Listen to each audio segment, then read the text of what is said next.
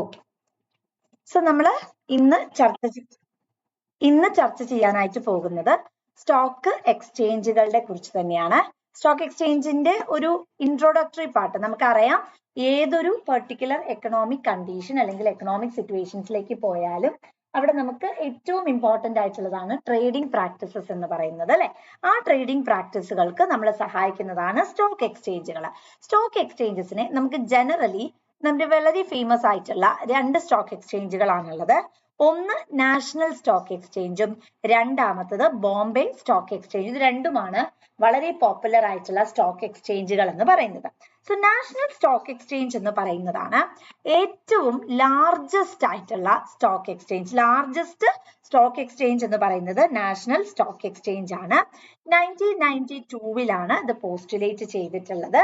അതുപോലെ തന്നെ ഇത് സെക്യൂരിറ്റീസ് കോൺട്രാക്ട് ആക്ട് 1956 പ്രകാരമാണ് ബേസിക്കലി എന്ത് വന്നത്, ഈ ഒരു നാഷണൽ സ്റ്റോക്ക് എക്സ്ചേഞ്ച് എന്ന് പറയുന്നത് ഓപ്പറേഷണൽ സ്റ്റാൻഡേർഡ്സിലേക്ക് എൻ്റർ ചെയ്തത്.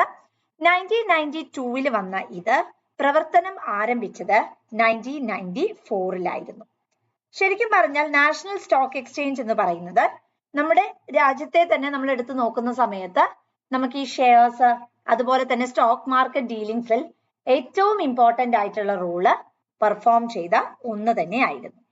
ഇതിന്റെ ഹെഡ് ക്വാർട്ടേഴ്സ് എന്ന് പറയുന്നത് മുംബൈ ആണ്, മഹാരാഷ്ട്ര. ആൻഡ് ബേസിക്കലി ഇത് 11th ലാർജസ്റ്റ് സ്റ്റോക്ക് എക്സ്ചേഞ്ച് ആയിട്ടാണ് നമ്മൾ ജനറലി നാഷണൽ സ്റ്റോക്ക് എക്സ്ചേഞ്ചിനെ പ്രഖ്യാപിക്കുന്നത് അല്ലെങ്കിൽ പരാമർശിക്കുന്നത്. 2021 ഓതന്റിക് ആയിട്ടുള്ള ഡാറ്റ നോക്കുന്ന സമയത്ത് ബേസിക്കലി 2000 ലിസ്റ്റിംഗ്സ് ആണ്, listing of securities and shares ആണ് ഈ ഒരു നാഷണൽ സ്റ്റോക്ക് എക്സ്ചേഞ്ചിൽ പെർഫോം ചെയ്തിട്ടുള്ളത്. ആൻഡ് ബേസിക്കലി ജനറേറ്റ് ചെയ്ത ഇൻകം എന്ന് പറയുന്നത് ഇറ്റ് ഈസ് $3.4 ട്രില്യൺ ആണ്. ഇത് ഒഫീഷ്യൽ ഡാറ്റയാണ്. 2021 സോഴ്സ് ആണ്, അപ്ഡേറ്റഡ് ആയിട്ട് വന്നിട്ടില്ല.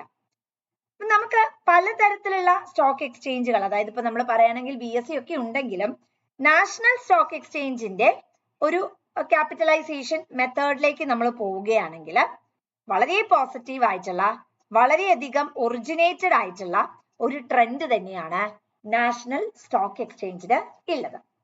നാഷണൽ സ്റ്റോക്ക് എക്സ്ചേഞ്ച് നമ്മൾ പറഞ്ഞു 1992 അത് നവംബർ മാസത്തിലാണ് വന്നിട്ടുള്ളത്. ആൻഡ് ബേസിക്കലി നമ്മൾ പറഞ്ഞു ഇത് ആദ്യമായി സ്റ്റാർട്ട് ചെയ്ത സമയത്ത് ഇതിന്റെ ബേസിക് റോൾ എന്ന് പറയുന്നത് ഒരു ഹോൾസെയിൽ ഡെപ്റ്റ് മാർക്കറ്റ് ആയിട്ടായിരുന്നു നാഷണൽ സ്റ്റോക്ക് എക്സ്ചേഞ്ച് ആദ്യമായിട്ട് എക്സ്റ്റാബ്ലിഷ് ചെയ്തത്. എന്നാൽ ഇന്ന് നമ്മുടെ നാഷണൽ സ്റ്റോക്ക് എക്സ്ചേഞ്ച് ഒരുപാട് ഡീലിംഗ്സ് നടത്തുന്നുണ്ട്. ജസ്റ്റ് ലൈക്ക് ഇക്വിറ്റി, അതേപോലെ തന്നെ ഫ്യൂച്ചേഴ്സ് ആൻഡ് ഓപ്ഷൻസ്, അതുപോലെ തന്നെ റീറ്റെയിൽ ഡെപ്റ്റ് മാർക്കറ്റ്, ഹോൾസെയിൽ, അതായിരുന്നു അവരുടെ ഇനീഷ്യൽ ടാസ്ക്, ഹോൾസെയിൽ ഡെപ്റ്റ് മാർക്കറ്റ് എന്ന് പറയുന്നത്. അതേപോലെ currency future, mutual funds,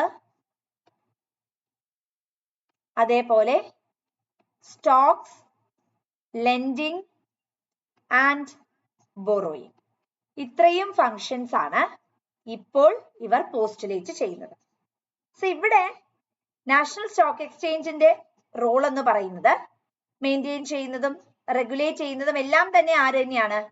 SEBI തന്നെയാണ്. സെബി ആദ്യം നോക്കും ഇഫ് ദേ ആർ, നമ്മളിതിൽ രജിസ്റ്റർ ചെയ്യുന്ന സമയത്ത് തന്നെ if A particular organisations abiding the rule of the SEBI, അങ്ങനെയാണെങ്കിൽ മാത്രമേ നമുക്ക് ഇതിന്റെ അകത്ത് എന്ത് ചെയ്യാൻ പറ്റുള്ളൂ, ട്രേഡിംഗ് ഓപ്ഷൻസ് എന്ന് പറയുന്നത് സാധ്യമാവുള്ളൂ.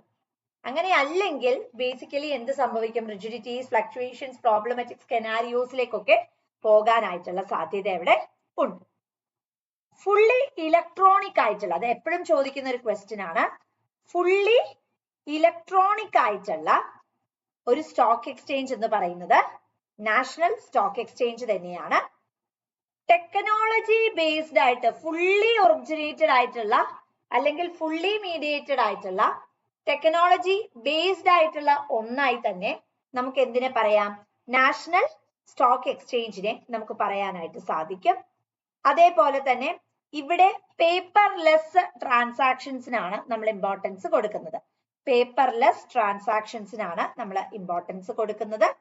ആൻഡ് ബേസിക്കലി നമ്മൾ നോക്കുകയാണെങ്കിൽ equities, ഡെപ്റ്റ്, currency derivatives, equities, ഡെപ്റ്റ്, currency derivatives, ഈ മേഖലകളെ എല്ലാം തന്നെ റാപ്പിഡ് ആയിട്ട് പോസ്റ്റുലേറ്റ് ചെയ്യുക, ഈ മേഖലകളുടെ എല്ലാം തന്നെ ഡെവലപ്മെന്റ് എന്നുള്ളതാണ് നാഷണൽ സ്റ്റോക്ക് എക്സ്ചേഞ്ചിന്റെ മെയിൻ ആയിട്ടുള്ള ലക്ഷ്യം എന്ന് പറയുന്നത്.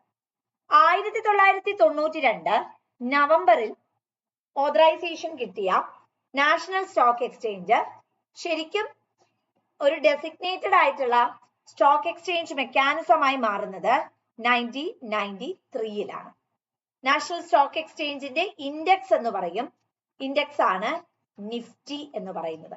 മോർ ദാൻ 2000 കമ്പനീസ് ആണ് ബേസിക്കലി നാഷണൽ സ്റ്റോക്ക് എക്സ്ചേഞ്ചിൽ രജിസ്റ്റർ ചെയ്തിട്ടുള്ളത്. അതിൽ നിന്ന് തന്നെ നമുക്ക് മനസ്സിലാവും എത്രത്തോളം ഇമ്പോർട്ടന്റ് ആണ് അല്ലെങ്കിൽ എത്രത്തോളം നോട്ടിഫൈഡ് ആണ് നമ്മളുടെ നാഷണൽ സ്റ്റോക്ക് എക്സ്ചേഞ്ച് എന്ന് പറയുന്നത്. ഒരുപാട് ക്വസ്റ്റ്യൻസ് ചോദിക്കുന്ന ഒരു മേഖല തന്നെയാണ് ഈ ഒരു നാഷണൽ സ്റ്റോക്ക് എക്സ്ചേഞ്ച് എന്ന് പറയുന്നത്. അടുത്ത നമുക്ക് നോക്കാനുള്ളത് ബോംബെ സ്റ്റോക്ക് എക്സ്ചേഞ്ച് ആണ്. ബോംബെ സ്റ്റോക്ക് എക്സ്ചേഞ്ച് എന്ന് പറഞ്ഞാൽ അതിനും നമുക്ക് ഒരുപാട് ഫീച്ചേഴ്സ് പഠിക്കാനായിട്ടുണ്ട്. ഇതിൽ വരുന്നത് Bombay stock exchange, national stock exchange പോലെ തന്നെ വളരെ വളരെ ഇമ്പോർട്ടന്റ് ആയിട്ടുള്ളതാണ് Bombay stock exchange. Bombay stock exchange എന്ന് പറയുന്നത് വളരെ ഓതറൈസ്ഡ് ആയിട്ടുള്ള അല്ലെങ്കിൽ വളരെ ഓൾഡസ്റ്റ് ആയിട്ടുള്ള ഒരു സ്റ്റോക്ക് എക്സ്ചേഞ്ച് ആയിട്ട് നമുക്ക് പറയാൻ പറ്റുന്ന ഒന്നാണ് ബോംബെ സ്റ്റോക്ക് എക്സ്ചേഞ്ച്. അതേപോലെ തന്നെ നാഷണൽ സ്റ്റോക്ക് എക്സ്ചേഞ്ചിനെ പോലെ തന്നെ ലാർജസ്റ്റ് ആണ്. ഇന്ത്യയിലെ തന്നെ ലാർജസ്റ്റ് ആയിട്ടുള്ള വേറൊരു സ്റ്റോക്ക് എക്സ്ചേഞ്ച് ആണ് ബോംബെ സ്റ്റോക്ക് എക്സ്ചേഞ്ച് എന്ന് പറയുന്നത്. 1875-ലാണ് ബോംബെ സ്റ്റോക്ക് എക്സ്ചേഞ്ച് എന്ന് പറയുന്നത് ഫോം ചെയ്ത് വരുന്നത്. ഇതൊരു പെർട്ടിക്കുലർ ഗ്രൂപ്പ് ഓഫ് ബോഡീസിന്റെ കീഴിലായിരുന്നു.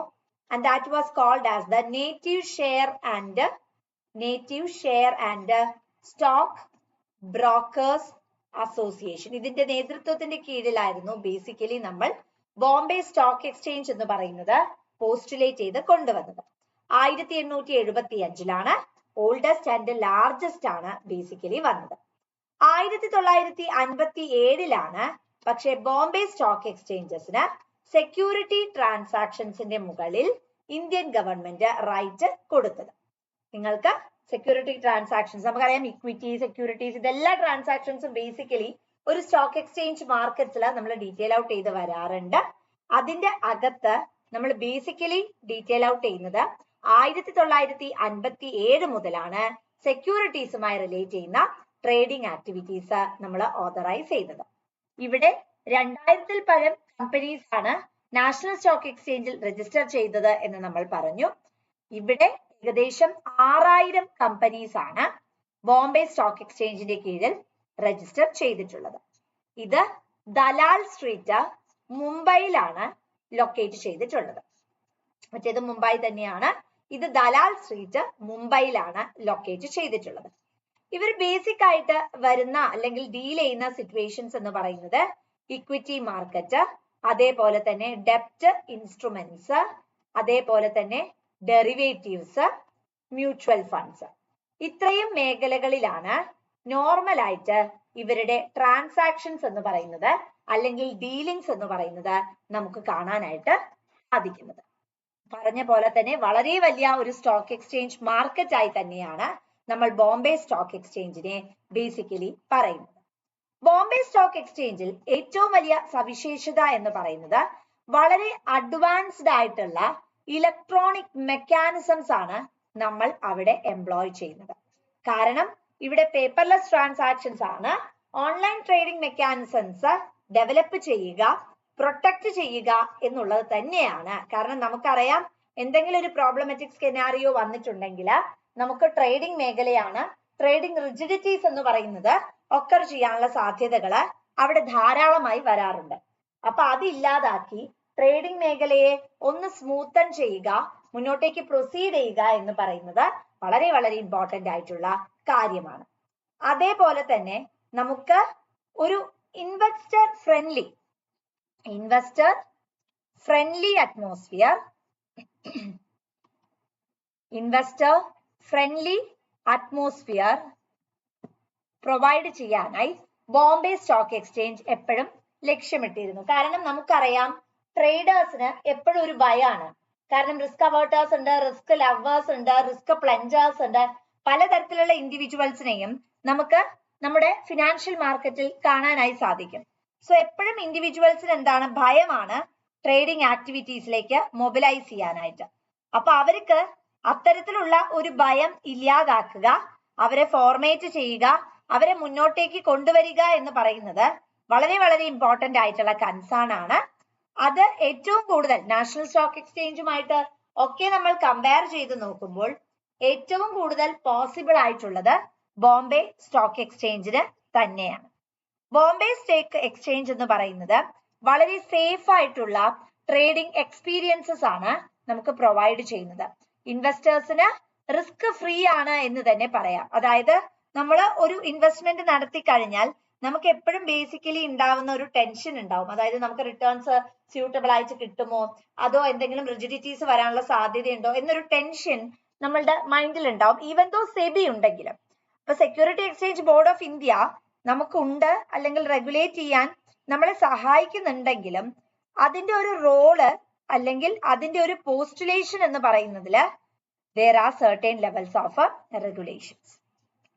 സോ ഇത്രയുമാണ് നമ്മുടെ ബോംബെ സ്റ്റോക്ക് എക്സ്ചേഞ്ചുമായിട്ട് നമുക്ക് ഡീറ്റെയിൽ ഔട്ട് ചെയ്യാനായിട്ട് ഉള്ളത്.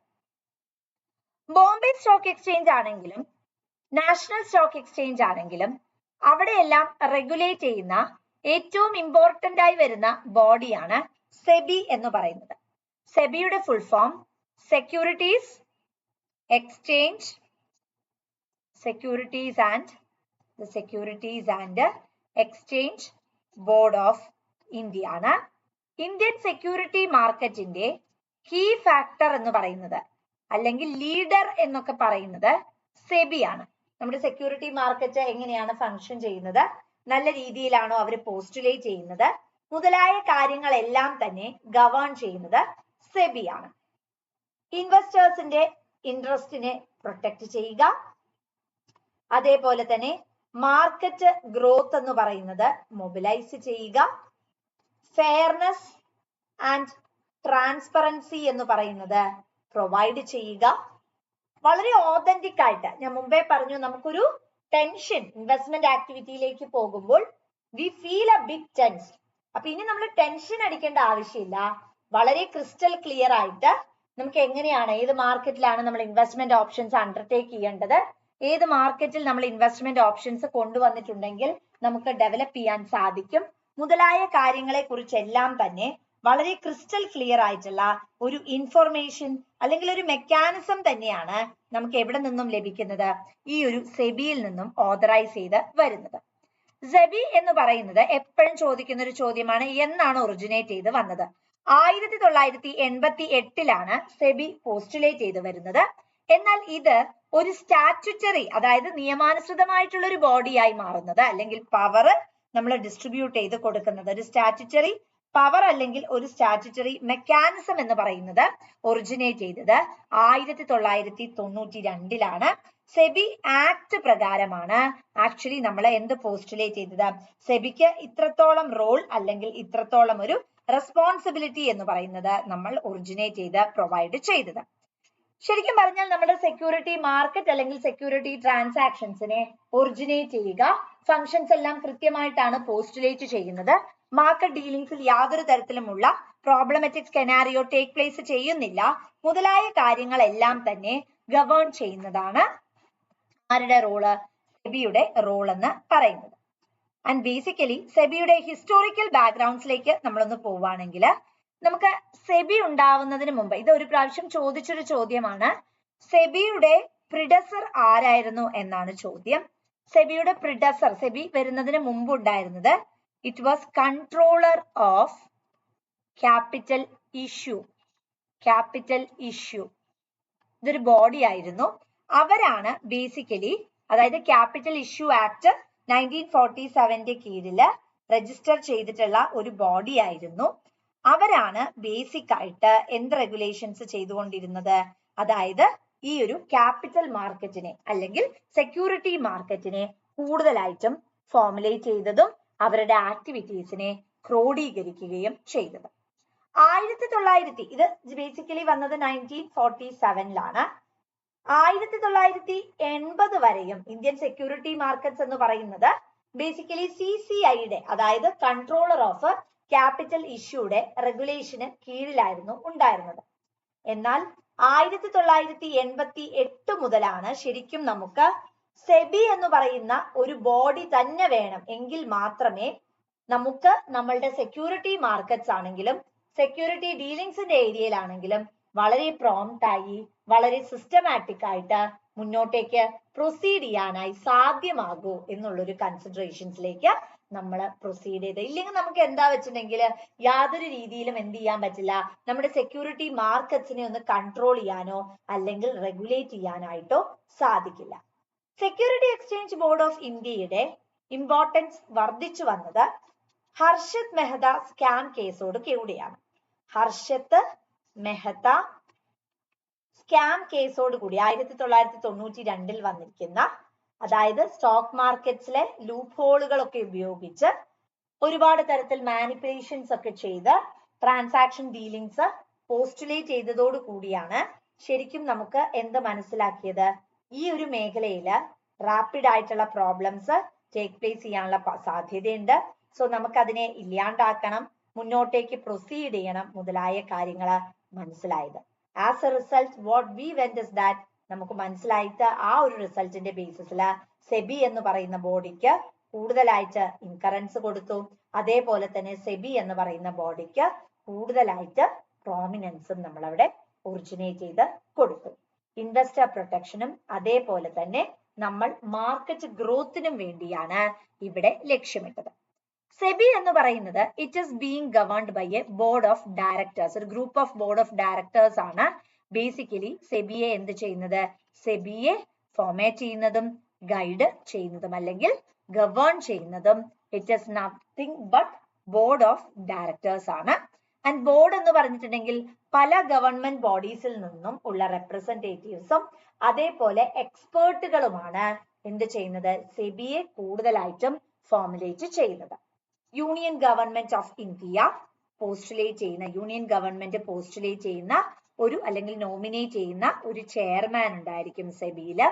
അതേപോലെ 2 മെമ്പേഴ്സ് ഉണ്ടാവും. ആ 2 മെമ്പേഴ്സ് റെപ്രസെന്റ് ചെയ്യുന്നത് യൂണിയൻ മിനിസ്ട്രി ഓഫ് ഫൈനാൻസിനെയാണ്, ഫിനാൻസ് മിനിസ്ട്രീനെയാണ് ബേസിക്കലി അത് റെപ്രസെന്റ് ചെയ്യുന്നത്. അതേപോലെ തന്നെ 1 മെമ്പർ ഓഫ് RBI ഉണ്ടാവും. RBIയിലെ ഒരു മെമ്പർ, അതെന്തിനാ വെച്ചിട്ടുണ്ടെങ്കിൽ നമുക്ക് ചീഫ് എക്കണോമിക് അഡ്വൈസറിനെ പോലെയൊക്കെയുള്ള റോള് ചെയ്യാൻ വേണ്ടിയാണ്.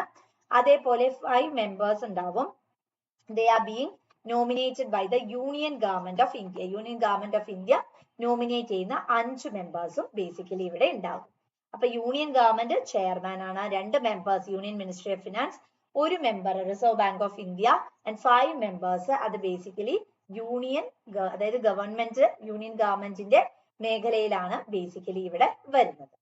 ആൻഡ് നമ്മുടെ സെൻട്രൽ ഗവൺമെന്റിന് സെബിയിൽ നിന്നും ആരെ വേണമെങ്കിലും, ബേസിക്കലി പറയുന്നത് 2 റീസൺസ് കാരണമാണ് മെമ്പേഴ്സിനെ, ഇതൊക്കെ ചോദിക്കാറുണ്ട്, 2 റീസൺസ് കാരണമാണ് മെമ്പേഴ്സിനെ റിമൂവ് ചെയ്യുന്നത്.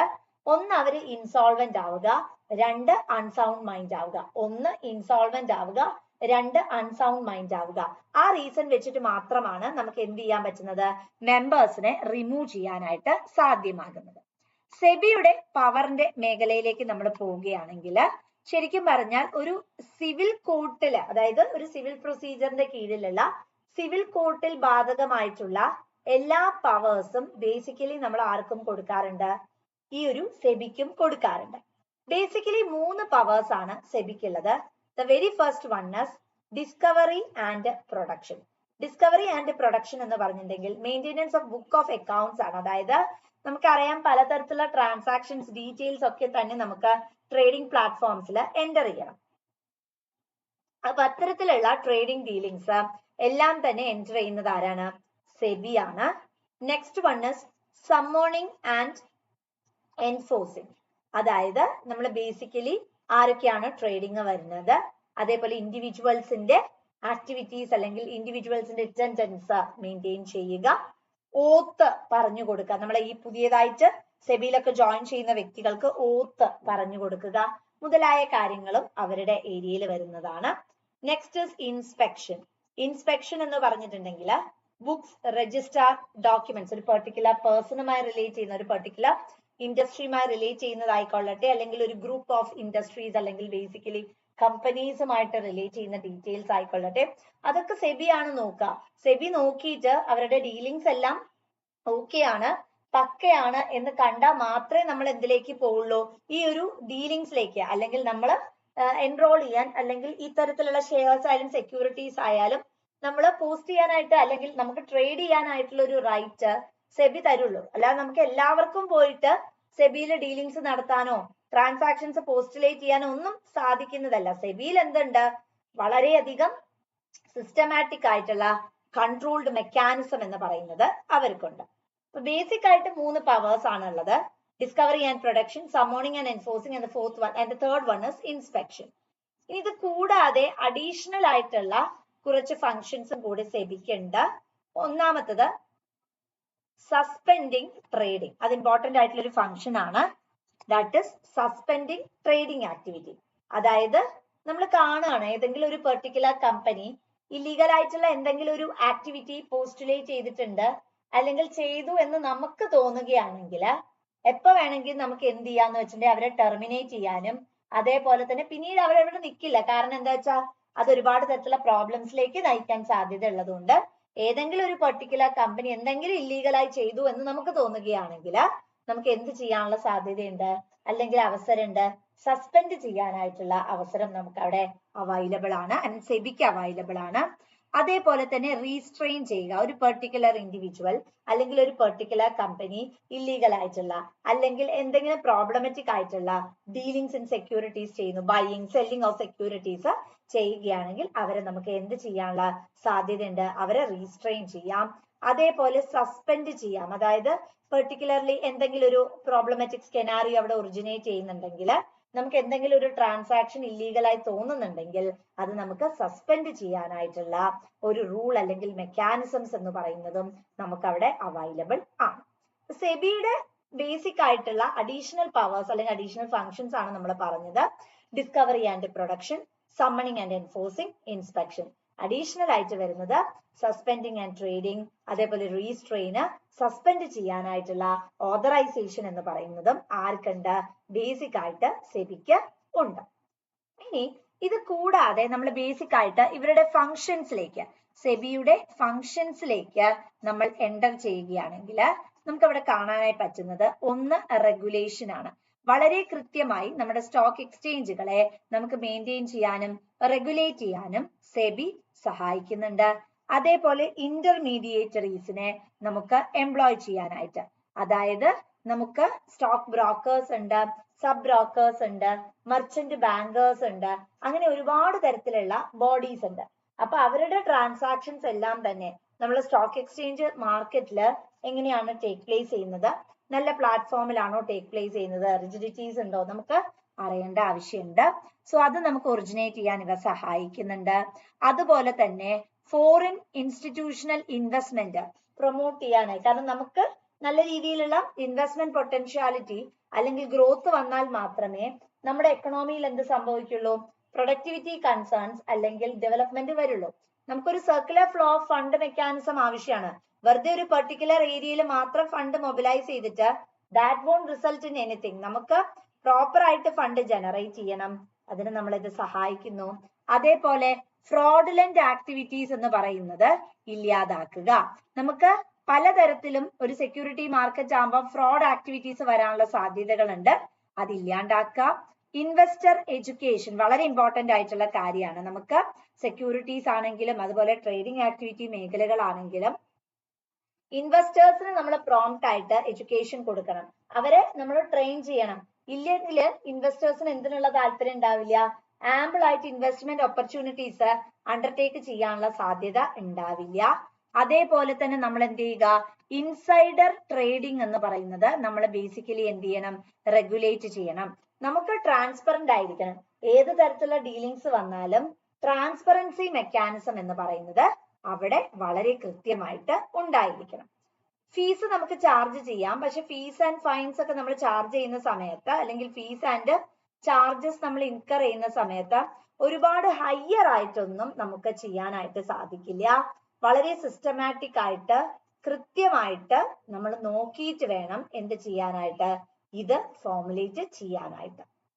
ഇനി നമുക്ക് സെബിയുടെ ഏറ്റവും ഇമ്പോർട്ടന്റ് ആയിട്ടുള്ള ഒന്നാണ് T+1 സെറ്റിൽമെന്റ് സൈക്കിൾ എന്ന് പറയുന്നത്.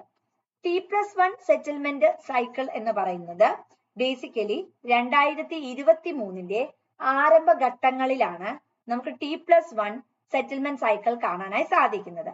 അതായത് ട്രേഡിംഗ് ആക്ടിവിറ്റീസ് 1 ബിസിനസ് ഡേ മെക്കാനിസത്തില് അണ്ടർടേക്ക് ചെയ്യുന്ന ഒരു ഓപ്പർച്യൂണിറ്റി. അതായത് നമുക്ക് ആവശ്യം എന്താ, പെട്ടെന്ന് ട്രേഡിംഗ് ആക്ടിവിറ്റീസ് അണ്ടർടേക്ക് ചെയ്യുക എന്നുള്ളത് തന്നെയാണ്. അപ്പൊ അതിനായിട്ട് നമ്മളെ സഹായിക്കുന്ന ഏറ്റവും ഇമ്പോർട്ടന്റ് ആയിട്ട് നമുക്ക് പോസ്റ്റുലേറ്റ് ചെയ്യാൻ പറ്റുന്ന ഒന്ന് തന്നെയാണ് എന്ത്, നമ്മുടെ ഈ ഒരു പെർട്ടിക്കുലർ ആയിട്ടുള്ള ലെവൽ എന്ന് പറയുന്നത്. അപ്പൊ ഇതെന്താ വെച്ചിട്ടുണ്ടെങ്കിൽ സെബി വരുന്നതോടുകൂടി നമ്മുടെ ട്രാൻസാക്ഷൻ കൺസേൺസ് ആണെങ്കിലും ട്രാൻസാക്ഷൻ ആക്ടിവിറ്റീസ് ആണെങ്കിലും എല്ലാം തന്നെ മൊബിലൈസ് ചെയ്യാനും ട്രേഡിംഗ് ആക്ടിവിറ്റീസിനെ കുറച്ചുകൂടെ ഒന്ന് പ്ലഗ് ഇൻ ചെയ്യാനായിട്ടും സെബി നമ്മളെ സഹായിക്കുന്നു. നമ്മൾ ആദ്യം പഠിച്ചത് സ്റ്റോക്ക് എക്സ്ചേഞ്ചിനെ കുറിച്ചാണ്. നമ്മുടെ രാജ്യത്തെ സ്റ്റോക്ക് എക്സ്ചേഞ്ച് മെക്കാനിസത്തില് നമുക്ക് വളരെയധികം എക്കണോമിക് ഗ്രോത്തിന് സംഭാവന ചെയ്യുന്നുണ്ട്. 2 തരത്തിലുള്ള സ്റ്റോക്ക് എക്സ്ചേഞ്ച് ഓപ്ഷൻസ് ആണ് നമുക്ക് മെയിൻ ആയിട്ട് അവൈലബിൾ ആയിട്ടുള്ളത്. You have the national stock exchange and then you have the Bombay stock exchange. National stock exchange പഠിക്കും, അതിനോടൊപ്പം നമ്മൾ ബോംബെ സ്റ്റോക്ക് എക്സ്ചേഞ്ച് പഠിക്കും. ദെൻ വി വെന്റ് വിത്ത് സെബി ആണ്. സെബി നമ്മൾ സ്റ്റോക്ക് എക്സ്ചേഞ്ച് പറയുമ്പോൾ സെബിയെ കുറിച്ച് ഒരിക്കലും പരാമർശിക്കാതിരിക്കാൻ നമുക്ക് സാധിക്കില്ല. കേസ്, അതുമായി റിലേറ്റ് ചെയ്യുന്ന കേസ് വളരെ ഇമ്പോർട്ടന്റ് ആണ്. പല പരീക്ഷകൾക്കും ചോദിച്ചു കണ്ടിട്ടുണ്ട്. ഹർഷദ് മെഹ്ത സ്കാം കേസ് ആണ്. പിന്നെ സെബിയുടെ പവറിനെ കുറിച്ച് നമ്മൾ ചർച്ച ചെയ്തു. സെബിയുടെ ഫംഗ്ഷൻ ആൻഡ് ഏറ്റവും ഇമ്പോർട്ടന്റ് ആയിട്ടുള്ളത് T+1 സെറ്റിൽമെന്റ് സൈക്കിൾ ആണ്. അതായത് നമുക്ക് ട്രാൻസാക്ഷൻസ് ആണെങ്കിലും ഡീലിങ്സ് ആണെങ്കിലും സെബി മാർക്കറ്റില് ഒരു ദിവസം കൊണ്ട് തന്നെ നമുക്ക് എന്ത് ചെയ്യാനായിട്ട് സാധിക്കും, അത് പോസ്റ്റുലേറ്റ് ചെയ്യാനായിട്ട് സാധിക്കും.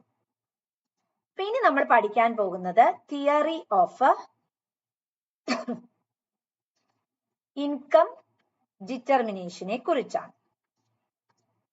നമ്മൾ ബേസിക് ആയിട്ട് പറയുന്ന സമയത്ത് ഇവിടെ ആദ്യം തന്നെ നോക്കേണ്ട കോൺസെപ്റ്റ് അഗ്രിഗേറ്റ് ഡിമാൻഡ് ആണ്.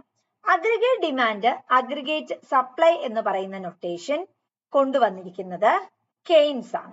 അപ്പൊ ഇവിടെ ബേസിക്കലി അഗ്രിഗേറ്റ് ഡിമാൻഡ് എന്ന് പറഞ്ഞിട്ടുണ്ടെങ്കിൽ it's a total demand. Simple ലാംഗ്വേജിൽ പറയുകയാണെങ്കിൽ it's a total demand for goods and services at a given price level ആണ്. അതായത് ഒരു പ്രൈസ് ലെവലില് നമുക്ക് എത്രയാണ്, what is the total demand as well as total supply. മൊത്തത്തിലുള്ള ഡിമാൻഡ് മാർക്കറ്റിൽ എത്രയാണ്, മൊത്തത്തിലുള്ള സപ്ലൈ എത്രയാണ് മുതലായിട്ടുള്ള ഫാക്ടർ ആണ് നമ്മൾ ബേസിക്കലി എവിടെ കൺസിഡർ ചെയ്യുന്നത്. പ്ലെയിൻ ലാംഗ്വേജിൽ പറഞ്ഞാല്, ഇത് കെയ്ൻസ് ഡിഫൈൻ ചെയ്ത ലാംഗ്വേജിലല്ല, പ്ലെയിൻ ലാംഗ്വേജിൽ അഗ്രിഗേറ്റ് ഡിമാൻഡിനെ കുറിച്ച് നമ്മൾ പോസ്റ്റുലേറ്റ് ചെയ്യുകയാണെങ്കിൽ അഗ്രിഗേറ്റ് ഡിമാൻഡ് എന്ന് പറയുന്നത് ബേസിക്കലി എന്താണ്, അതായത് പ്രൈസ് ഡിറ്റർമിനേഷൻ ആണ്. എന്തിന്റെ അടിസ്ഥാനത്തിൽ, total demand as well as total സപ്ലൈയുടെ അടിസ്ഥാനത്തിൽ.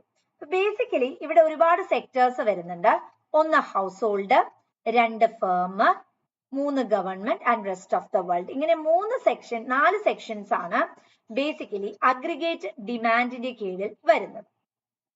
ഹൗസ് ഹോൾഡ് സെക്ഷൻ എന്ന് പറഞ്ഞിട്ടുണ്ടെങ്കിൽ individuals, families, non profit organisation. Individuals, families, non profit organisations ആണ് ഹൗസ് ഹോൾഡിന്റെ കീഴിൽ ബേസിക്കലി വരുന്നത്. അതായത് ഇൻഡിവിജ്വൽസിലേക്ക് നമ്മൾ പോകുന്ന സമയത്ത് ഡ്യൂറബിൾസ്, അതുപോലെ നോൺ ഡ്യൂറബിൾ കമോഡിറ്റീസ് നമ്മൾ ഉപയോഗിക്കാറുണ്ട് അല്ലെ. ഇപ്പൊ സേ ഫോർ എക്സാമ്പിൾ നമ്മൾ ഡ്യൂറബിൾ ഗുഡ്സ് പറയുകയാണെങ്കിൽ TV, refrigerator, washing machine, car, scooter മുതലായ കോമ്പോണൻസ്. നോൺ ഡ്യൂറബിൾസിന്റെ കേസ് പറയുകയാണെങ്കിൽ food and non food items, നശിച്ചു പോണത്. അപ്പൊ നമ്മൾ ബേസിക്കലി ഇങ്ങനെയുള്ള കാര്യങ്ങളെല്ലാമാണ് ഹൗസ് ഹോൾഡ് ഡിമാൻഡിന്റെ കീഴിൽ നമുക്ക് പോസ്റ്റുലേറ്റ് ചെയ്യാനായിട്ട് സാധിക്കുന്നത്. അപ്പൊ അവിടെ ഇൻഡിവിജ്വൽസ് വരാം, അതുപോലെ തന്നെ നമുക്ക് ഗ്രൂപ്പ്സ് വരാം. അങ്ങനെ ഒരുപാട് തരത്തിലുള്ള ഫാക്ടേഴ്സിലൂടെയാണ് നമ്മൾ ആക്ച്വലി എന്ത് പോകുന്നത്, ഹൗസ് ഹോൾഡ് കൺസംഷൻ ഡിമാൻഡ് എന്ന് പറയുന്നത് പോകുന്നത്. നെക്സ്റ്റ് ഇസ് പ്രൊഡ്യൂസർ അല്ലെങ്കിൽ ഫേംസ് ഡിമാൻഡ്. അതായത് ഫേംസിന് ഒരു പെർട്ടിക്കുലർ ആയിട്ടുള്ള പ്രൊഡക്റ്റ് മാനുഫാക്ചർ ചെയ്യണം. സോ അവിടെ ബേസിക് ആയിട്ട് നമ്മൾ പറയുന്നത് ഇൻവെസ്റ്റ്മെന്റ് ആണ് അല്ലെ. ഇപ്പൊ മെഷീനറി ഉണ്ട്, എക്യുപ്മെന്റ് പ്രൊഡക്ട്സ് ഉണ്ട്. അപ്പൊ ഇതൊക്കെ ഒരു പെർട്ടിക്കുലർ ഫേമിന് ഇൻവെസ്റ്റ്മെന്റ് തന്നെയാണ്. ഇപ്പൊ നമ്മളൊരു പെർട്ടിക്കുലർ മെഷീന്റെ മുകളിൽ ഇൻവെസ്റ്റ്മെന്റ് നടത്തിയാല് ആ പെർട്ടിക്കുലർ തിങ് അല്ലെങ്കിൽ ആ പെർട്ടിക്കുലർ ആയിട്ടുള്ള പ്രൊഡക്റ്റ് നമുക്കൊരു പെർട്ടിക്കുലർ ആയിട്ടുള്ള റിട്ടേൺ ഓഫർ ചെയ്ത് തരും. അപ്പൊ അതിന് നമുക്ക് എന്ത് പറയാം? ഇവിടെ ഫേംസിന്റെ ഭാഗത്ത് നിന്നുള്ള ഇൻവെസ്റ്റ്മെന്റ് എന്ന് പോസ്റ്റുലേറ്റ് ചെയ്യാനായി സാധിക്കും. Next comes government expenditure. Government expenditure എന്ന് പറഞ്ഞിട്ടുണ്ടെങ്കിൽ government law and order, defence, maintenance, ഇതിനൊക്കെ വേണ്ടിയിട്ട് പലതരത്തിലുള്ള എക്സ്പെൻഡിച്ചേഴ്സ് അണ്ടർടേക്ക് ചെയ്യാറുണ്ട്.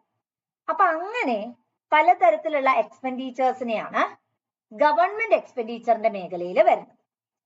സോ ഇൻഡിവിജ്വൽസിന്റെ മേഖലയിലാണ് ഹൗസ് ഹോൾഡ് എക്സ്പെൻഡിച്ചർ, ഒരു ഇൻഡസ്ട്രി ആണെങ്കിൽ firm expenditure, government as a whole ആണെങ്കിൽ government expenditure, rest of the world എന്ന് പറഞ്ഞിട്ടുണ്ടെങ്കിൽ ട്രേഡിംഗ് ഡീലിംഗ്സ് ആണ് റെസ്റ്റ് ഓഫ് ദ വേൾഡുമായി വരുന്നത്. 1980 കാലഘട്ടത്തിലാണ് ശരിക്കും നമുക്കൊരു ഓപ്പൺ എക്കോണമിയുടെ ആവശ്യത്തെ കുറിച്ച് മനസ്സിലായത്. 1990 കാലഘട്ടത്തിൽ ഗ്രേറ്റ് ലെവൽസ് ഓഫ് ഇംപെർഫെക്ഷൻസ് അല്ലെങ്കിൽ വളരെ ഡ്രാസ്റ്റിക് ആയിട്ടുള്ള ഒരു ഡിപ്രഷൻ എന്ന് പറയുന്നത് നമ്മുടെ എക്കോണമിയിൽ ടേക്ക് പ്ലേസ് ചെയ്യുന്നു. സോ ആ ഡിപ്രഷനോട് കൂടി നമ്മൾ ഒരു കാര്യം മനസ്സിലാക്കി. എന്താ നമ്മൾ മനസ്സിലാക്കിയത്? നമ്മളുടെ എക്കോണമി ഒന്ന് ഓപ്പൺ അപ്പ് ആവേണ്ട ആവശ്യമുണ്ട്. നമുക്ക് റെഗുലേഷൻസ് അല്ലെങ്കിൽ റെസ്ട്രിക്ഷൻസ് ഇല്ലാണ്ടാക്കണം. നമ്മളുടെ എക്കോണമി എന്ത് ചെയ്യണം? ട്രേഡിംഗ് ആക്ടിവിറ്റീസിലേക്ക് പോകണം. അങ്ങനെയാണ് നമ്മൾ പഠിച്ചിട്ടുണ്ട് സർക്കുലർ ഫ്ലോ ഓഫ് എക്കോണമി, ഒരു 4 സെക്ടർ എക്കണോമിക് മെക്കാനിസത്തിലേക്കൊക്കെ നമ്മൾ പോസ്റ്റുലേറ്റ് ചെയ്തത്. സോ ബേസിക്കലി അഗ്രിഗേറ്റ് ഡിമാൻഡ് എന്ന് പറഞ്ഞിട്ടുണ്ടെങ്കിൽ അവിടെ നമുക്ക് കൺസംഷൻ, അതായത് ഹൗസ് ഹോൾഡ് കൺസംഷൻ, ഫേംസിന്റെ ഇൻവെസ്റ്റ്മെന്റ്, ഗവൺമെന്റിന്റെ purchase, rest of the world എന്ന് പറഞ്ഞാൽ NX എന്നാണ് നമ്മൾ എഴുതുന്നത്. ഓരോന്നിനും ഓരോ ആൽഫബറ്റിക്കലും റെപ്രസെന്റേഷൻസും ഉണ്ട്. ഇവിടെ ഹൗസ് ഹോൾഡ് കൺസംഷൻ എന്ന് പറയുന്നതിനെ C, ഫേം ഇൻവെസ്റ്റ്മെന്റ് എന്നുള്ളതിനെ I, ഗവൺമെന്റ് എക്സ്പെൻഡിച്ചറിനെ G, റെസ്റ്റ് ഓഫ് ദ വേൾഡിനെ NX. NX എന്ന് പറഞ്ഞിട്ടുണ്ടെങ്കിൽ ബേസിക്കലി എക്സ്പോർട്ട് മൈനസ് ഇമ്പോർട്ടിനെയാണ് NX കൊണ്ട് നമ്മൾ ഒറിജിനേറ്റ് ചെയ്യുന്നത്. എപ്പോഴും നമ്മൾ പോകുന്ന സമയത്ത് ഒരു ഇക്വിലിബ്രിയം കണ്ടീഷൻ എന്ന് പറയുന്നത് വളരെ വളരെ ഇമ്പോർട്ടന്റ് ആയിട്ടുള്ള ഒരു ഫാക്ടറാണ്. ഇക്വിലിബ്രിയം കണ്ടീഷൻസ് നമുക്ക് ഒറിജിനേറ്റ് ചെയ്യാനായിട്ട് സാധിക്കുന്നില്ലെങ്കിൽ ഒരിക്കലും നമുക്ക് എന്ത് ചെയ്യാൻ പറ്റില്ല? നമ്മളുടെ economy in a plain manner അല്ലെങ്കിൽ സാറ്റിസ്ഫൈഡ് പൊസിഷനിലാണെന്ന് നമുക്ക് പറയാനായിട്ട് സാധിക്കില്ല. അപ്പൊ നമ്മൾ എപ്പോഴും ഇക്വിലിബ്രിയം ഫാക്ടറിലേക്ക് പോകുമ്പോൾ പറയുന്നത് aggregate demand is equal to aggregate supply എന്നുള്ള ഓപ്ഷൻ ആണ്. അപ്പൊ അഗ്രിഗേറ്റ് ഡിമാൻഡ് എന്ന് പറഞ്ഞാൽ നമുക്ക് ബേസിക്കലി പറയാവുന്നതാണ് C+I+G+NX. പക്ഷേ അഗ്രിഗേറ്റ് ഡിമാൻഡിന്റെ നൊട്ടേഷനിലേക്ക് പോകുമ്പോൾ അവിടെ ഇൻഡിവിജ്വൽസിനെയും ഫേംസിനുമാണ് കൂടുതൽ ഇമ്പോർട്ടൻസ് കൊടുക്കുന്നത്. കാരണം ഗവൺമെന്റ് എന്ന് പറയുമ്പോൾ എപ്പോഴും അവരുടെ എക്സ്പെൻഡിച്ചർ കൂടുതലാണ്. ഗവൺമെന്റിന്റെ ഏറ്റവും ഇമ്പോർട്ടന്റ് ആയിട്ടുള്ള ലക്ഷ്യം എന്ന് പറയുന്നത് വെൽഫെയർ മോട്ടീവ് തന്നെയാണ്. സോ സിൻസ് അവരുടെ ഏറ്റവും ഇമ്പോർട്ടന്റ് ആയിട്ടുള്ള കൺഫർമേഷൻ അല്ലെങ്കിൽ ലക്ഷ്യം വെൽഫെയർ മോട്ടീവ് ആയതുകൊണ്ട് നമ്മൾ എന്ത് ചെയ്യാറില്ല? അത്രത്തോളം വലിയ രീതിയിലുള്ള ഒരു ഫാക്ടർ അല്ലെങ്കിൽ വലിയ രീതിയിലുള്ള ഒരു കൺസിഡറേഷൻ ആയിട്ട് നമ്മൾ ഈ ഒരു ഗവൺമെന്റ് മോട്ടീവ് അല്ലെങ്കിൽ ഗവൺമെന്റ് എക്സ്പെൻഡിച്ചറിനെ അവിടെ കൺസിഡർ ചെയ്യുകയില്ല. സോ ഇതിനെ ജനറലി നമ്മൾ ഒരു കോൺസ്റ്റൻസി സിറ്റുവേഷനിലാണ് വെക്കുന്നത്. ഇനി നമ്മൾ എക്സ്പോർട്ട് ഇമ്പോർട്ട് മേഖലയിലേക്ക് പോവുകയാണെങ്കിൽ it is being regulated by the factors which are affecting from outside എന്നാണ് പറയുന്നത്. നമ്മൾക്ക് അറിയാം ഒരു എക്സ്റ്റേണൽ മാർക്കറ്റ് അല്ലെങ്കിൽ എക്സ്റ്റേണൽ കണ്ടീഷൻ എന്ന് പറയുന്നത് നമ്മുടെ മാർക്കറ്റിൽ ടേക്ക് പ്ലേസ് ചെയ്യാനുള്ള സാധ്യതയുണ്ട്. അപ്പൊ അതുകൊണ്ട് തന്നെ നമുക്ക് കൃത്യമായിട്ട് ഇന്ന രീതിയിലാണ് പാറ്റേൺ വരുന്നത് അല്ലെങ്കിൽ ഇന്ന രീതിയിലാണ് നമ്മുടെ എംപ്ലോയ്മെന്റ് സ്ട്രക്ചർ വരുന്നത് എന്നതിനെ കുറിച്ച് നമുക്ക് പോസ്റ്റുലേറ്റ് ചെയ്യാനായിട്ടും അവിടെ എന്തല്ല സാധ്യമല്ല. അപ്പൊ അവിടെ ബേസിക് ആയിട്ട് വരുന്ന നൊട്ടേഷൻ NX, അതായത് ട്രേഡിംഗ് എന്ന് പറയുമ്പോൾ അതൊരു എക്സ്റ്റേണൽ സെക്ടർ ആണ്. എക്സ്റ്റേണൽ സെക്ടർ എന്ന് പറയുന്നത് നമ്മൾ ജനറലി നമ്മുടെ അഗ്രിഗേറ്റ് ഡിമാൻഡിന്റെ നൊട്ടേഷൻസിലേക്ക് ഇൻക്ലൂഡ് ചെയ്യാറില്ല. സോ ജനറലി നമ്മൾ ഇക്വിലിബ്രിയത്തിലേക്ക് പോകുമ്പോൾ aggregate demand is equal to consumption plus investment ആണ് എടുക്കാറ്. കൺസംഷൻ എന്ന് പറയുന്നത് ഹൗസ് ഹോൾഡ് ലെവലിന്റെ കൺസംഷൻ ആണ്. ഒരു ഇൻഡിവിജ്വൽ നമ്മൾ പറഞ്ഞു ഡ്യൂറബിൾസ് നോൺ ഡ്യൂറബിൾ ഗുഡ്സിന്റെ മുകളിൽ ഓരോ ഇൻഡിവിജ്വൽസിന്റെയും ആവശ്യകതയാണ് കൺസംഷൻ എന്നുള്ളത് കൊണ്ട് നമ്മൾ ഉദ്ദേശിക്കുന്നത്. ഐ എന്ന് പറഞ്ഞിട്ടുണ്ടെങ്കിൽ ഇൻവെസ്റ്റ്മെന്റ് ആണ്, അതായത് ഫേംസിന്റെ ഇൻവെസ്റ്റ്മെന്റ് ടെൻഡൻസി. അതെങ്ങനെയാ വെച്ചാൽ ഫിക്സഡ് അസറ്റ്സിന്റെ മുകളിലും വർക്കിംഗ് അസറ്റ്സിന്റെ മുകളിലും നമ്മൾ ഇൻവെസ്റ്റ്മെന്റ് ആക്ടിവിറ്റി അണ്ടർടേക്ക് ചെയ്യാറുണ്ട്.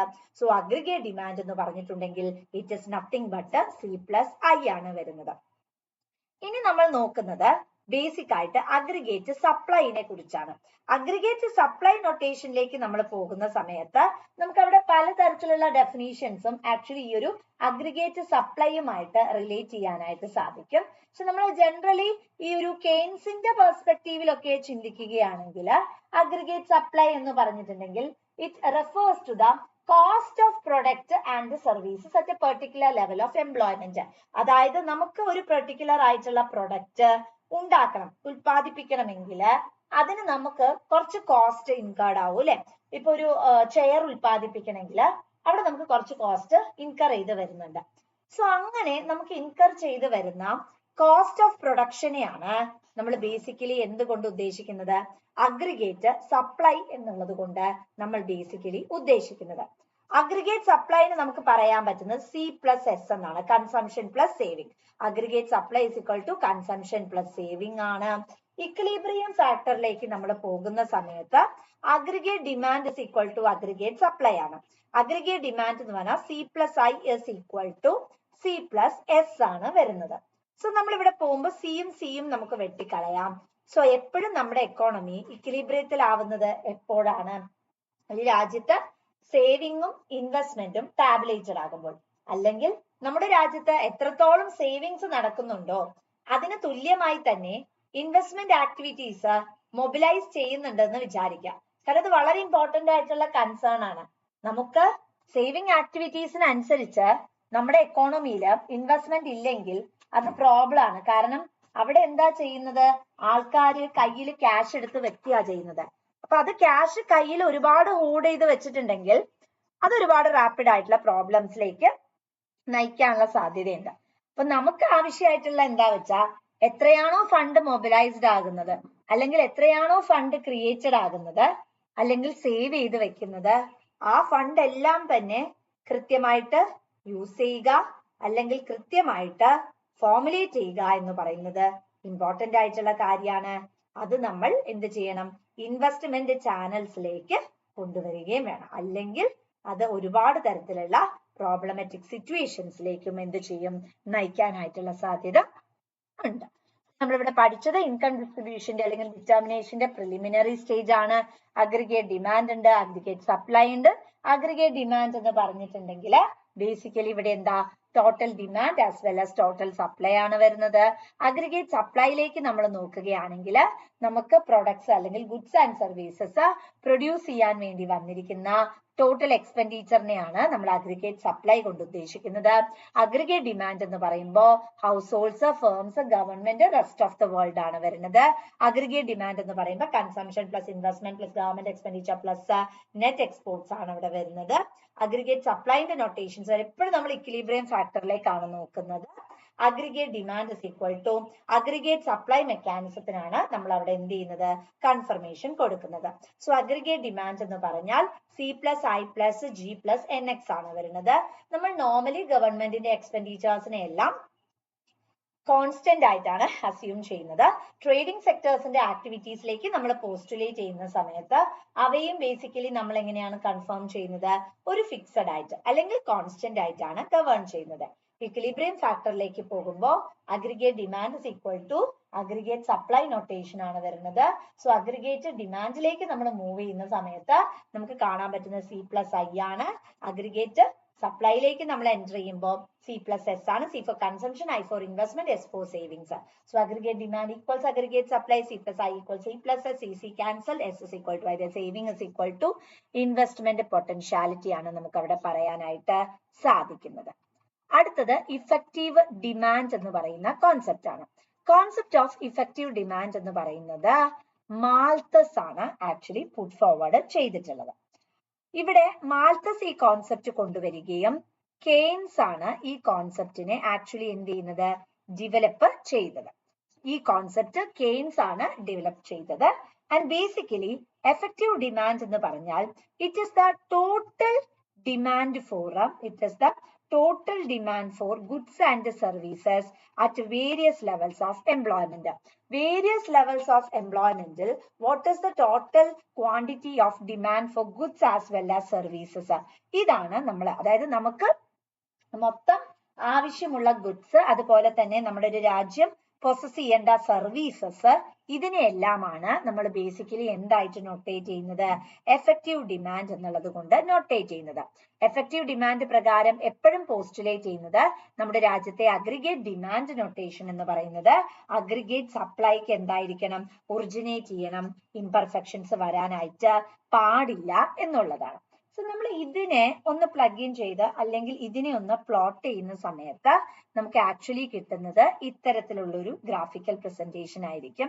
ഇതാണ് നമ്മുടെ അഗ്രിഗേറ്റ് ഡിമാൻഡ് എന്ന് പറയുന്നത്. And this will be your aggregate supply എന്ന് പറയുന്നത്. ഈ ആണ് നമ്മുടെ പോയിന്റ് ഓഫ് ഇക്വിലിബ്രിയം എന്ന് പറയുന്നത്. ഇവിടെ നിങ്ങൾക്ക് ബേസിക് ആയിട്ട് റെപ്രസെന്റേഷൻ വരുന്നു, അൺഎംപ്ലോയ്മെന്റ് ഉണ്ട്, അതുപോലെ തന്നെ ഇവിടെ നമുക്ക് interest rate mechanism, aggregate supply, aggregate demand notations ആണ് വരുന്നത്. ഇത് വെച്ചിട്ട് നമ്മൾ എപ്പോഴും ശ്രദ്ധിക്കുന്നത് എന്തായിരിക്കും വെച്ചിട്ടുണ്ടെങ്കിൽ, എങ്ങനെയാണ് നമുക്ക് ഒരു മെക്കാനിസം അല്ലെങ്കിൽ ഒരു വളരെ സേഫ് ആയിട്ടുള്ള ഡിമാൻഡ് നൊട്ടേഷൻസ് എന്ന് പറയുന്നത്. കാരണം നമുക്ക് അഗ്രിഗേറ്റ് ഡിമാൻഡും അഗ്രിഗേറ്റ് സപ്ലൈയും ഇല്ലെങ്കിൽ റാപ്പിഡ് ആയിട്ടുള്ള പ്രോബ്ലംസ് ക്രിയേറ്റഡ് ആവാനുള്ള സിറ്റുവേഷൻ ഉണ്ട്. സോ കെയ്ൻസ് എപ്പോഴും പറയുന്ന ഒരു കാര്യം എന്താ വെച്ചിട്ടുണ്ടെങ്കിൽ, നമ്മുടെ എക്കണോമിക് സിറ്റുവേഷനിൽ അല്ലെങ്കിൽ നമ്മുടെ എക്കണോമിക് ബേസിനിൽ ഏറ്റവും ഇമ്പോർട്ടൻസ് പറഞ്ഞാൽ അഗ്രിഗേറ്റ് ഡിമാൻഡ് അഗ്രിഗേറ്റ് സപ്ലൈന് ഇക്വിലിബ്രിയം ആയിരിക്കണം. അഗ്രിഗേറ്റ് ഡിമാൻഡ് അഗ്രിഗേറ്റ് സപ്ലൈന് ഇക്വേറ്റഡ് ആയി വന്നില്ലെങ്കിൽ റാപ്പിഡ് ആയിട്ടുള്ള പ്രോബ്ലംസ് എന്ന് പറയുന്നത് നമ്മുടെ എക്കോണമിയിൽ ടേക്ക് പ്ലേസ് ചെയ്യാനുള്ള സാധ്യതയുണ്ട്. അത് ഒരുപാട് വലിയ ക്രോണിക് ആയിട്ടുള്ള പ്രോബ്ലംസിലേക്കൊക്കെ ഈൽഡ് ചെയ്യും. അഗ്രിഗേറ്റ് ഡിമാൻഡ് എന്ന് പറയുന്നത് അഗ്രിഗേറ്റ് സപ്ലൈനെക്കാളും കൂടുതലാകുന്ന സിറ്റുവേഷൻ. എപ്പോഴും കെയ്ൻസ് പോസ്റ്റുലേറ്റ് ചെയ്തത് അഗ്രിഗേറ്റ് ഡിമാൻഡും അഗ്രിഗേറ്റ് സപ്ലൈയും തുല്യമാകുന്നതാണ് നല്ലത് എന്നുള്ളതാണ്. പക്ഷെ ചില സിറ്റുവേഷൻസിൽ അഗ്രിഗേറ്റ് ഡിമാൻഡും അഗ്രിഗേറ്റ് സപ്ലൈയും ഇതേപോലെ പാരലലായി അല്ലെങ്കിൽ ഒരു ഇക്വേറ്റഡ് ആയിട്ടുള്ള മാനറിൽ നമുക്ക് കാണാനായിട്ട് സാധിക്കാറില്ല.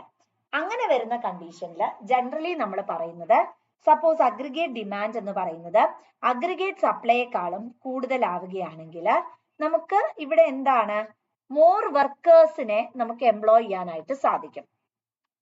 അതേപോലെ തന്നെ പ്രോഫിറ്റും കൂടുതലായിരിക്കും. അതായത് നമ്മുടെ പ്രൊഡക്ട്സ് വാങ്ങാനായിട്ട് ആൾക്കാർ കൂടുതലാണ്, പക്ഷെ നമുക്ക് അതിനനുസരിച്ച് സപ്ലൈ ചെയ്യാൻ പറ്റണില്ല എന്നുള്ളതാണ് ബേസിക് ആയിട്ട് വരുന്നത്.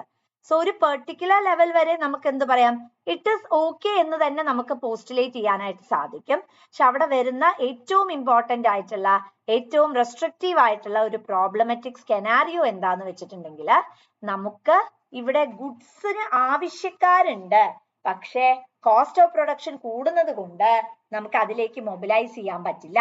പക്ഷെ അത് നമ്മൾ മൊബിലൈസ് ചെയ്താലുള്ള ഗുണം എന്താണ്, നമുക്ക് കൂടുതലായിട്ട് വർക്കേഴ്സിനെ എംപ്ലോയ് ചെയ്യാനായി സാധിക്കും. അതുപോലെ തന്നെ വളരെ അധികം പ്രോഫിറ്റബിൾ ആയിട്ടുള്ള ഒരു സിറ്റുവേഷണൽ ബേസോ അല്ലെങ്കിൽ പ്രോഫിറ്റബിൾ ആയിട്ടുള്ള ഒരു കണ്ടീഷൻസിലേക്ക് വരെ നമുക്ക് എത്തിച്ചേരാനായിട്ടുള്ള ഒരു സാധ്യത എന്ന് പറയുന്നത് അവിടെ അവൈലബിൾ ആവുകയാണ് ചെയ്യുന്നത്. ഇതിന്റെ നേരെ ഓപ്പോസിറ്റ് കണ്ടീഷൻസും ടേക്ക് പ്ലേസ് ചെയ്യും. അപ്പൊ ഇവിടെ എന്താണ്, അഗ്രിഗേറ്റ് ഡിമാൻഡ് എന്ന് പറയുന്നത് അഗ്രിഗേറ്റ് സപ്ലൈനെക്കാളും കൂടുന്ന സിറ്റുവേഷൻ ആണ് വന്നത്. ചിലപ്പോൾ അഗ്രിഗേറ്റ് ഡിമാൻഡ് എന്ന് പറയുന്നത് അഗ്രിഗേറ്റ് സപ്ലൈനെക്കാളും കുറയുന്ന സിറ്റുവേഷൻസ് വന്നേക്കാം. അങ്ങനെ വരുന്ന സമയത്ത് നമുക്ക് എന്താണ്, ലെസ് വർക്കിംഗ് ടെൻഡൻസീസേ വരുള്ളൂ അല്ലെ. അതേപോലെ ലോസും ആയിരിക്കും. കാരണം കമോഡിറ്റീസ് മാർക്കറ്റിലുണ്ട്, പക്ഷെ വാങ്ങാനായിട്ട് ആൾക്കാരില്ല. ആവശ്യക്കാരുണ്ടെങ്കിൽ മാത്രമല്ലേ നമ്മള് പ്രൊഡക്ട്സ് മാനുഫാക്ചർ ചെയ്തിട്ട് കാര്യമല്ലോ. സോ ഇവിടെ പ്രൊഡക്ട്സ് വാങ്ങാനായിട്ട് എന്തില്ല, ഡിമാൻഡ് ഇല്ല മാർക്കറ്റില്. മാർക്കറ്റിൽ ഡിമാൻഡ് ഉണ്ടെങ്കിൽ നമുക്ക് എന്ത് ചെയ്യാം, എത്ര തരത്തിലുള്ള കമോഡിറ്റീസ് വേണമെങ്കിലും നമുക്ക് എന്ത് ചെയ്യാം, പ്രൊഡ്യൂസ് ചെയ്യാനും ഓഫർ ചെയ്യാനും എല്ലാം ഉള്ള അവസരങ്ങളുണ്ട്. പക്ഷെ വാട്ട് ഹാപ്പൻസ് ഇസ് ദാറ്റ് അതിനുള്ളൊരു പൊട്ടൻഷ്യാലിറ്റി ഇല്ല, അല്ലെങ്കിൽ അതിനുള്ളൊരു കണ്ടീഷൻ നമുക്ക് അവൈലബിൾ അല്ലെങ്കിൽ ഒരിക്കലും നമുക്ക് മുന്നോട്ടേക്ക് പ്രൊസീഡ് ചെയ്യുക എന്ന് പറയുന്നത് ജനറലി പ്രാക്ടിക്കലി പോസിബിൾ ആയിരിക്കില്ല. സോ നമ്മൾ ഇന്ന് ചർച്ച ചെയ്തിട്ടുള്ളത് ഒന്ന് നമ്മൾ സ്റ്റോക്ക് എക്സ്ചേഞ്ചുകളെ കുറിച്ചാണ്. സ്റ്റോക്ക് എക്സ്ചേഞ്ച് ഓൾറെഡി നമ്മൾ ഡിസ്കസ് ചെയ്തിട്ടുള്ള ഏരിയ ആയിരുന്നു. പിന്നീട് നമ്മൾ പഠിച്ചത് നാഷണൽ സ്റ്റോക്ക് എക്സ്ചേഞ്ചുകളെ കുറിച്ചും ബോംബെ സ്റ്റോക്ക് എക്സ്ചേഞ്ചുകളെ കുറിച്ചുമായിരുന്നു. പിന്നെ നമ്മൾ നോക്കിയത് സെബിയുടെ ഫങ്ഷൻസ് ആണ്. പവർ നമ്മൾ ഡിസ്കസ് ചെയ്തു, അവരുടെ ഫങ്ഷൻസ്, തിയറി ഓഫ് ഇൻകം ഡിസ്ട്രിബ്യൂഷന്റെ അഗ്രിഗേറ്റ് ഡിമാൻഡിനെ കുറിച്ചും അഗ്രിഗേറ്റ് സപ്ലൈയെ കുറിച്ചും നമ്മൾ പറഞ്ഞു. ഇഫക്റ്റീവ് ഡിമാൻഡ്, മാൽത്തസ് വളരെ ഇമ്പോർട്ടന്റ് ആണ്. മാൽത്തസിന്റെ അടുത്ത് നിന്നാണ് കെയ്ൻസ് എന്ത് ചെയ്തത്, ഈ ഒരു പ്രിൻസിപ്പിൾ ഫോർമുലേറ്റ് ചെയ്ത് കൊണ്ടുവന്നത്. Aggregate demand equals aggregate supply notation ആണ് നമ്മൾ അവിടെ ഇമ്പോർട്ടൻസ് കൊടുക്കുന്നത്. അഗ്രിഗേറ്റ് ഡിമാൻഡ് അഗ്രിഗേറ്റ് സപ്ലൈയെക്കാളും കൂടുമ്പോൾ ഡിമാൻഡ് കൂടുതലാണ് അല്ലെ, അപ്പൊ എന്താണ്, പ്രോഫിറ്റബിൾ ആയിട്ടുള്ള കണ്ടീഷൻ തന്നെയാണ് ഒറിജിനേറ്റ് ചെയ്യുന്നത്. അങ്ങനെ അല്ലാത്ത പക്ഷം അത് ഫേവറബിൾ ആണ്, അല്ലെങ്കിൽ അത് എപ്പോഴും ഒറിജിനേഷനിലേക്ക് വരുമെന്ന് നമുക്ക് പറയാനായിട്ട് സാധിക്കില്ല.